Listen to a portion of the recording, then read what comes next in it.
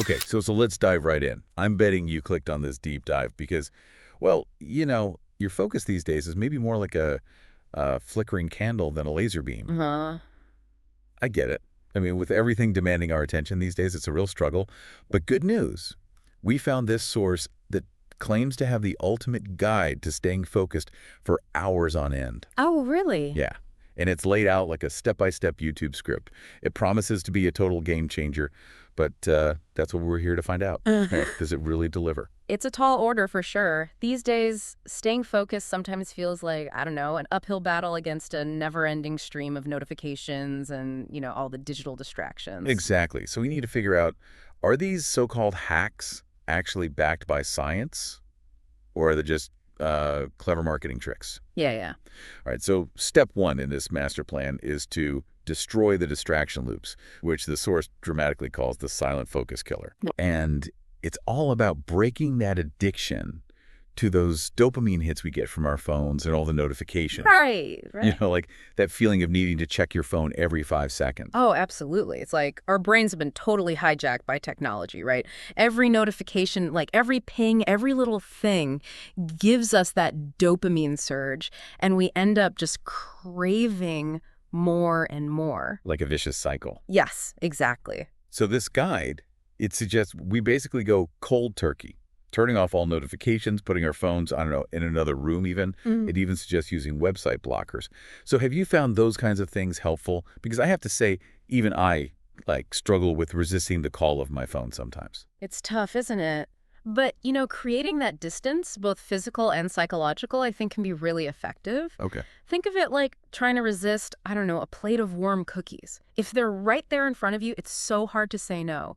But if they're tucked away, out of sight, out of mind, you're less likely to even think about them. That makes a lot of sense. The guide also mentions this 2-minute rule, basically waiting 2 minutes before you give in to that urge to check your phone. Oh, yeah. Sometimes it works, sometimes it doesn't. But the idea is if you resist that initial impulse, that urge will often just, disappear. Yeah, it's about playing the long game with your brain, right? Yeah. Training it to delay gratification and to build up its impulse control. Which actually leads perfectly into, I think, the next step in this guide, which is all about working in these focused bursts. Yes. Step two, all about those 90-minute deep work blocks, which the source says is like this magic number for optimal brain function. Well, it's not really magic, but there's definitely a biological reason for it. See, our brains operate in these natural cycles of energy and focus called ultradian rhythms. Okay. Cool. And these cycles, they typically last about 90 to 120 minutes. But basically, instead of trying to force ourselves into those marathon work sessions, which I find totally draining, Yeah. we should be working with our natural rhythms, right? Exactly. Think of it like riding a wave. You can't force the wave to come, but when it does, you ride it for all it's worth, and then you need a little time to regroup before you catch the next one. Oh, that's a really good analogy. Thanks. And this guide calls it the Pomodoro upgrade. Longer blocks of that deep work, but with shorter breaks in between, which, if you think about it, makes total sense because our brains, they need those little pauses to recharge and process information. Absolutely. And have you ever noticed how setting a clear start and stop time for a task can actually make you less likely to procrastinate? Oh, 100%. It's like knowing there's an endpoint just makes the task feel less daunting and more manageable somehow. It's all about managing those feelings of overwhelm. And believe it or not, that ties in really well with step 3, which is all about priming your brain for focus with these pre-work rituals. Oh, interesting. Speaking of getting in the zone, this guide is all about signaling to your brain that it's time to, get down to business. Almost like those athletes who have those specific routines to get in the zone before a competition. Exactly. It's about creating those mental associations. So by consistently performing a pre-work ritual, you're basically conditioning your brain to shift into focus mode the second you initiate that routine. So they recommend things like listening to, I don't know, focus music or using the one-tab rule to, declutter your screen, which I am so guilty of not doing. Uh-huh. And they even talk about incorporating personalized rituals like stretching or journaling before diving into work. Yeah, it's fascinating how even seemingly small rituals can have a huge impact on our, psychology and motivation. It's like flipping a switch in your brain. It makes me think, I wonder if it's kind of like how we associate certain smells with specific memories or feelings.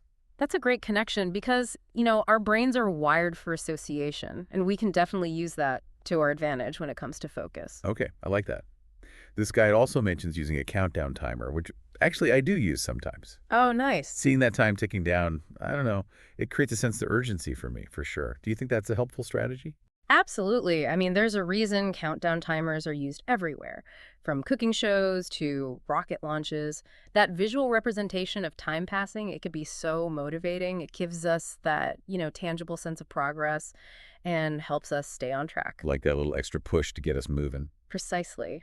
And speaking of pushing ourselves, step 4 in this guide is all about, training focus like a muscle. So the idea with this step is that if you struggle to focus, it's not because you're just bad at it. It's because your focus muscle is out of shape. Yeah, I like that. That's a great way to think about it. And just like any muscle, the more you exercise it, the stronger it gets. That makes sense. And this actually ties into this whole concept of neuroplasticity, which is your brain's incredible ability to rewire itself based on your experiences and your habits. So the more you practice focusing, the easier it becomes. So like anything else, practice makes perfect. Yeah. This guide suggests starting with shorter focus sessions and gradually increasing the time as you get better.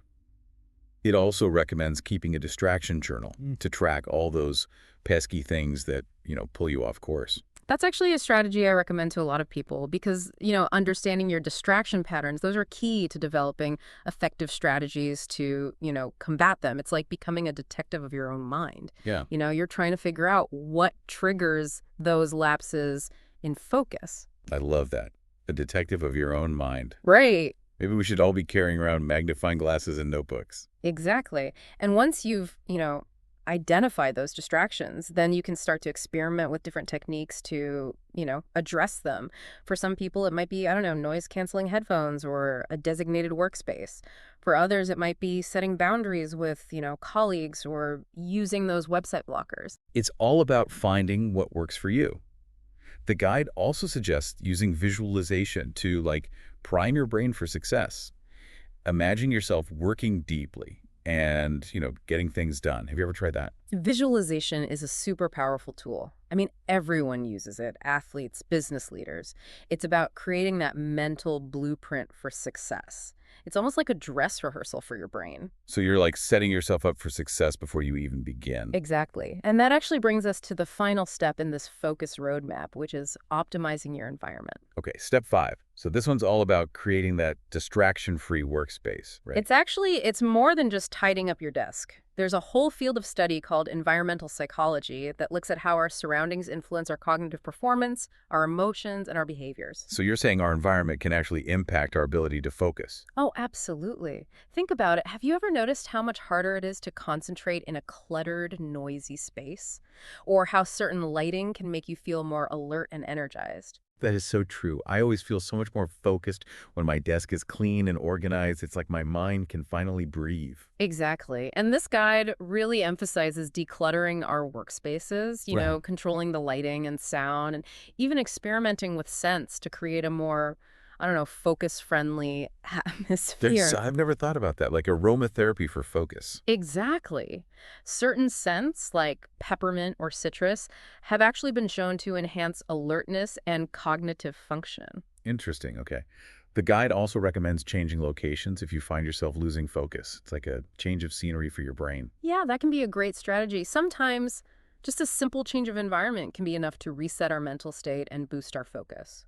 So we've covered the 5 main steps, but the guide also throws in some bonus hacks like using caffeine strategically, standing while working, and those blue light blocking glasses. What are your thoughts on these? Well, let's start with caffeine. I mean, strategic caffeine use can definitely enhance alertness, but timing is key. Drinking coffee too close to bedtime can disrupt sleep, which is obviously crucial for focus. Right, because sleep deprivation is like kryptonite for focus. Absolutely. It's like trying to run a marathon on an empty stomach. You might start strong, but you're going to run out of fuel pretty quickly. Okay, that's a good analogy. Right. What about standing while working? I've heard that that can be good for your energy levels and circulation. Yeah, it definitely can. And, simply moving around more throughout the day, that can help combat that afternoon slump that so many of us experience. And then there are those blue light blocking glasses. Are those just a fad, or do they actually make a difference? Well, there is some evidence suggesting they can reduce eye strain and improve sleep quality, especially if you're using, digital devices late at night. But more research is definitely needed to determine their, direct impact on focus. So the verdict is still out on that one. But overall, it seems like this guide offers a pretty solid set of techniques. What do you think? Does it live up to its ultimate guide status? I think it definitely provides a good starting point with a lot of, practical techniques backed by some pretty solid scientific principles.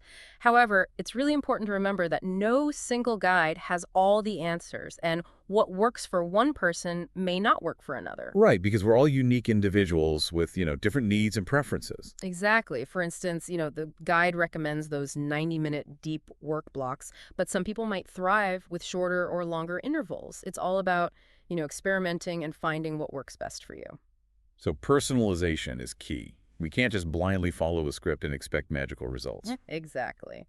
And speaking of personalization, I think the guide doesn't really delve much into the emotional and psychological factors that can also influence focus. Like stress, anxiety, or even just feeling unmotivated. Exactly. And, those internal distractions can be just as debilitating as external ones. And they require a totally different set of strategies to address. That's so true.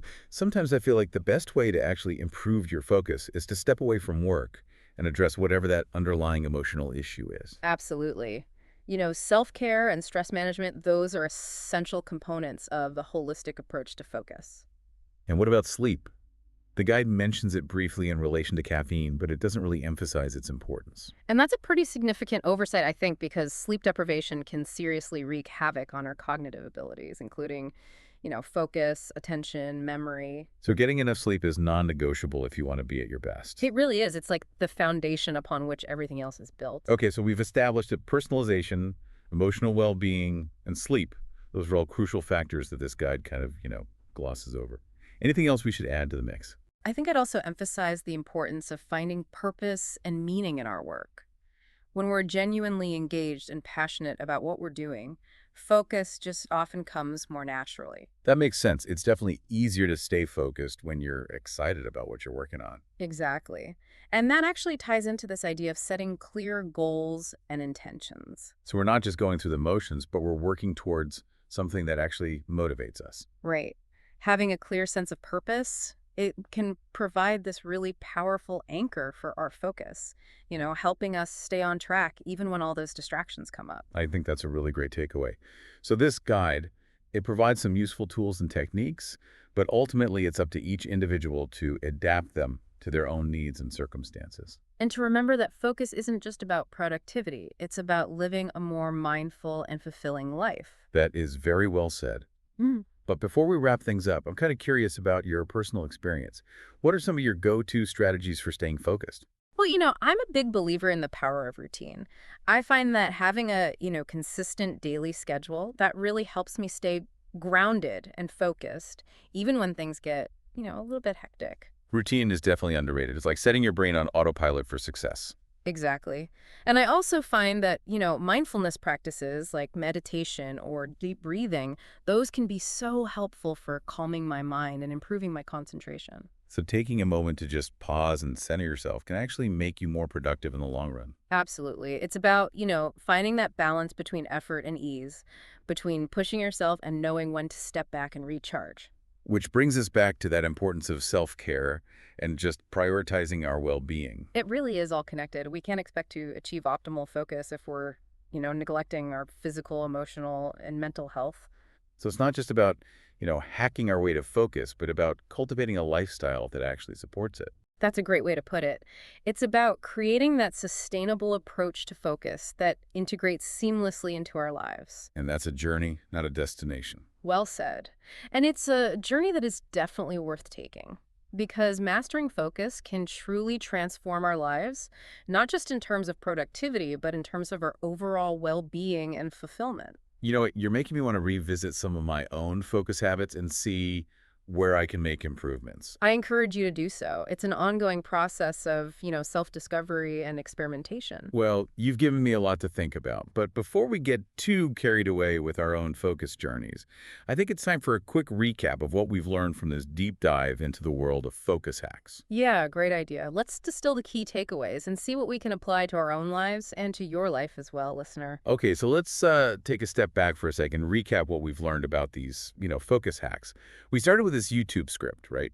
It promised to be the ultimate guide to, like, staying focused for hours. Sounded pretty good on the surface. It did, it did. And we went through those 5 main steps, how to, break those distraction loops, the whole idea of working in focus blocks, priming your brain for focus with rituals, training your focus like a muscle, and setting up your environment for success. And we even touched on those bonus hacks, like the strategic caffeine thing, because timing is everything with that.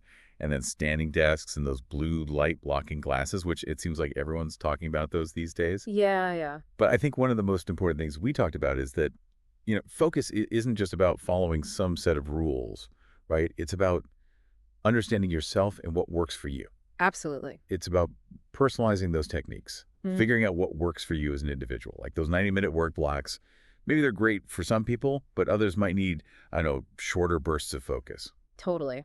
And of course, we can't forget about those internal distractions, that stress, anxiety, or just feeling unmotivated.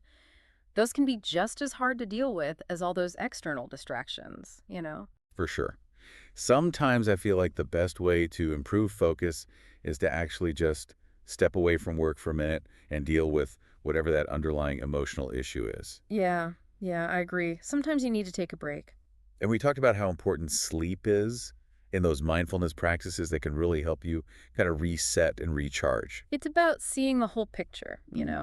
Your well-being, your environment, finding that purpose in your work, it's all connected. Because when you're genuinely into what you're doing, I feel like focus kind of follows naturally, doesn't it? Exactly. It's about working with your brain, not against it. Well, this has been a really fascinating deep dive. But before we let you go, listener, we want to leave you with a little challenge. Ooh, I love a good challenge. So we've mostly been talking about focus in the context of, work.